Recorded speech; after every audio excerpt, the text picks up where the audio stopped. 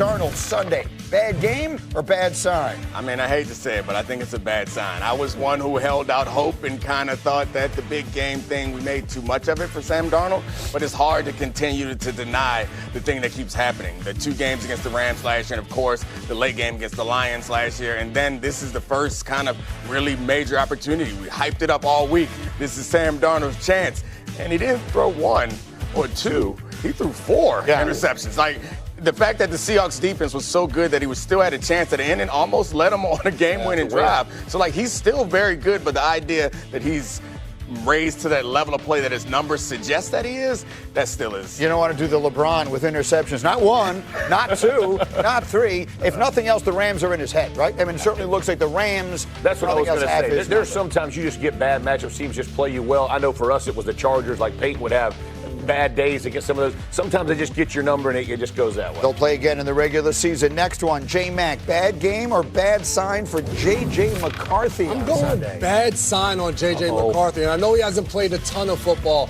but the amount of misses out there throwing the ball, 19 misses when guys are open by 3 or more yards, that's just not good enough. And then this is on top of he's on a roster that was designed to win now, that let go of 2 other quarterbacks for J.J. McCarthy. Under Kevin O'Connell, we had high expectations for him to get out there and perform. We haven't seen that so far this year. And I mean, there's so many circumstances that are not his making that put all this extra pressure on J.J. McCarthy, right? His entire draft class, they let Sam Darnold go. All these things are not things that are his fault, but they go into the conversation. Fair, but the counterpoint is, it's freaking Justin Jefferson. Get it somewhere near him, and he will catch the ball. To be missing that badly over and over again, I mean, I don't know. It's great that he plays great in the fourth quarter, but you got to get to the fourth quarter with the game still in reach. And a little bit of touch just seems to be missing on the shorter stuff. Meanwhile, Jeff, let's do one more quarterback. Bad game, bad sign. Justin Herbert blown out in Jacksonville. This is a bad sign for me. Look, you got injuries all over. Hampton's been banged up. The offensive line is banged up. They don't have much of a run game, so they're not built for this.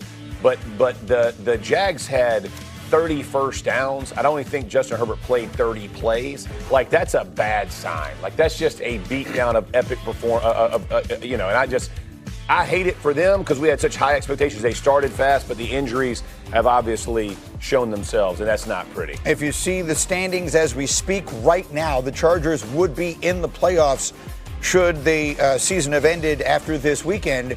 And as you see on the right side of your screen, the Kansas City Chiefs would not. 5-5 through 10 games and a date looming with the Colts this weekend. So this was a game that we had been pointing to for a while as, well, this is when we'll find out if the Colts are for real. Instead, we may be looking at a game here, Dan, that is an absolute must-win for Kansas City. It absolutely is. Look, they went into this stretch. They had Denver last week, then Indy, then they have Dallas on Thanksgiving. They feel like they have to come out of that at least 2-1, which means now they got to win the next 2.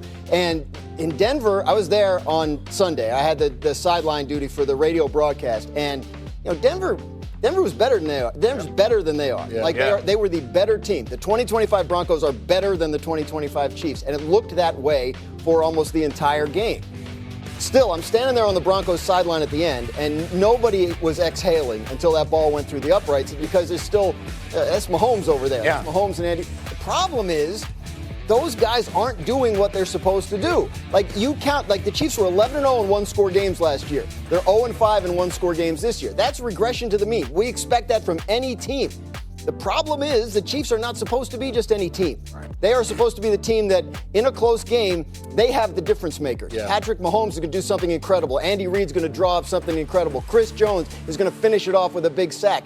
Those guys, to this point this year, have not performed like that in those moments, and that is what's missing. And if that's gone from the Chiefs, then, they are in danger of missing left out Spags is going to dial up the perfect blitz on the third down in the fourth quarter. That's most important. Like, those things haven't happened this year. You have the tipped interceptions in the red zone. Like, I honestly think this team is not much worse or better than the team last year. Yeah. They're a lot less lucky. And, when we said it last year, they made us all look stupid all the way up to the Super Bowl. We were like, hey, this team isn't really all that good. But this kind of having the regression point is those lucky plays, those blocked field goals, it was kind of poetic, to use the Jerry Jonesism, that this last game ended the way that it did because they blocked that field goal to win that game last year against the Broncos. So as they play your beloved Indianapolis Colts this weekend, What are the feelings? Again, this was a game that I thought was going to be a measuring stick game for the Colts. Instead, it feels like the Chiefs absolutely have to have it. No, it's a must-win for the Chiefs. It's a must-win, in my opinion, for the Colts as well. It can't be built up more than it is. I mean, you're talking about two teams, one that wants to prove where they are and really needs to keep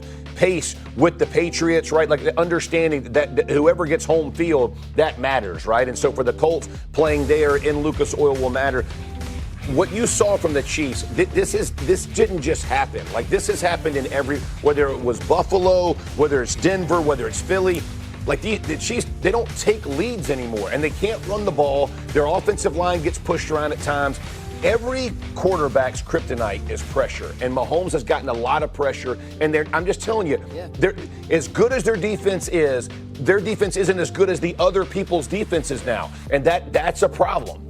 It's a game we used to play on the radio. It's a 1 o'clock game, too. This feels like it should be that 4:25 game. Eagles-Cowboys is the big national game, but this obviously is one of the monster games of the season. We used to play a game called Guess the Spread, Colts at Chiefs. Who wants to guess what the point spread is? I'm looking at the number right now on ESPN Bet. I'm saying Colts favored by 2.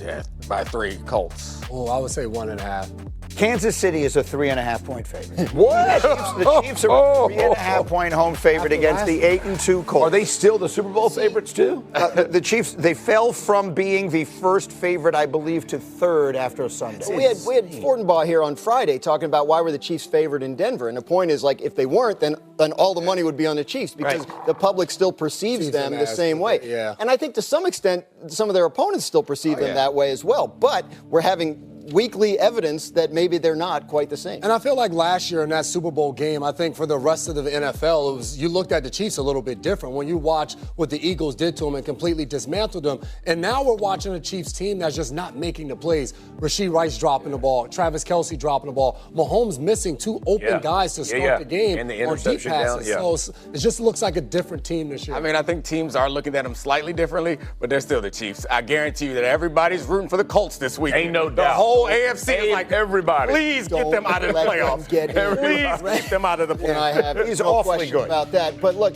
the defense doesn't have to be the 85 Bears. Like, all they have to be is just sort of not the worst. Right. Because that offense is so good. This Eagle game this Sunday is fascinating. Eagles are having major trouble scoring.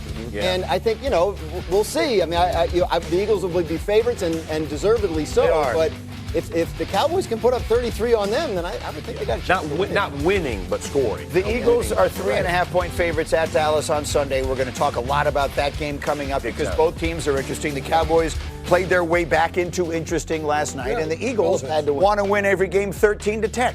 And I don't think you can beat the Cowboys 13-10, right? I don't think. They find out. As good as that, I mean, look, the Eagles' defense has been ridiculously good. The acquisition of Jalen Phillips has made them even better. But do you think they're holding that team to 10 points? Possibly, yes. What we've just seen them do to other really good teams and good offenses, we need Dallas to go out there against an Eagles defense, against the guys that they have lined up across from them, and be able to put up that type of production before we're going to say, yes, they're relevant.